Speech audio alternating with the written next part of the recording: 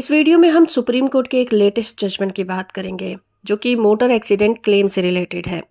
और इस केस में ये कहा गया कि कोई भी व्यक्ति किसी भी मरने वाले व्यक्ति का कानूनी प्रतिनिधि वो होगा जिसे नुकसान होगा।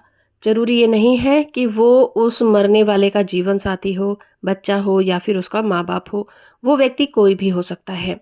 आइए जानते हैं क्या था ये मामला और सुप्रीम कोर्ट ने इसमें क्या फैसला दिया। केस का टाइटल है साधना तोमर वर्सेस अशोक कुमार कुशवाहा केस। और इस केस की सुनवाई जस्टिस संजय करोल और जस्टिस प्रशांत कुमार मिश्रा की बेंच कर रही थी। ये केस मोटर व्हीकल एक्ट के तहत जुड़ा हुआ था, जिसमें मुआवजा तय करते समय 24 साल के मरने वाले व्यक्ति के पिता और उसकी बहन को उसका आश्रित यानी कि डिपेंडेंट मानने से इनकार कर दिया गया था। एमएसीटी ने इस मामले में ये कहा कि मरने वाले का पिता उसकी इनकम पर डिपेंड नहीं करता था, इसीलिए उसे मुआवजा पाने का हकदार नहीं माना जा सकता।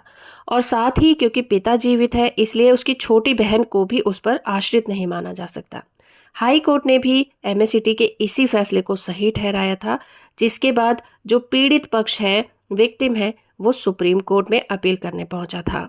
लेकिन इस केस में सुप्रीम कोर्ट ने निचली अदालत के फैसले को दरकिनार करते हुए ये स्पष्ट किया कि अपीलकर्ता को मृतक का आश्रित न मानना एक गंभीर गलती है।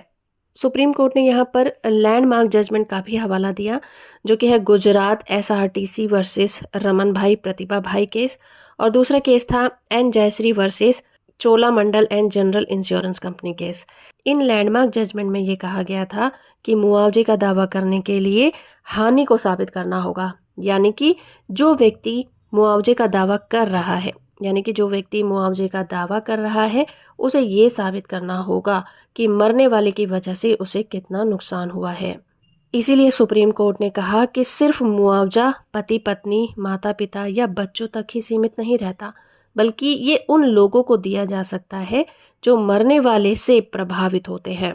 इस एक्ट में कानूनी प्रतिनिधि शब्द की भी व्याख्या की गई है, जिसमें यह कहा गया है कि केवल मरने वाले के पति पत्नी, माता पिता और बच्चों तक ही इसे सीमित नहीं रखा जा सकता।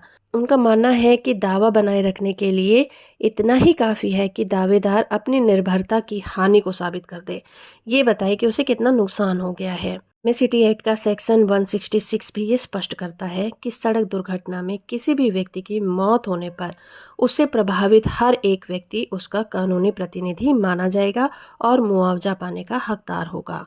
तो इस तरह से दोस्तों सुप्रीम कोर्ट ने निचली कोर्ट और हाई कोर्ट के फैसले को पलटते हुए याचिका को स्वीकार कर लिया। तो ये जजमेंट ये साबित करता है कि न्याय सिर्फ परिभाषाओं तक ही सीमित नहीं होता, बल्कि वो संवेदनशील है और उसमें व्यापकता भी बनी होती है। तो हो फ्रेंड कि ये वीडियो आपको इन्फॉर्मेटिव लगा होगा। वीडियो को लाइक और चैनल को सब्सक्राइब करना बिल्कुल मत भूलिएगा।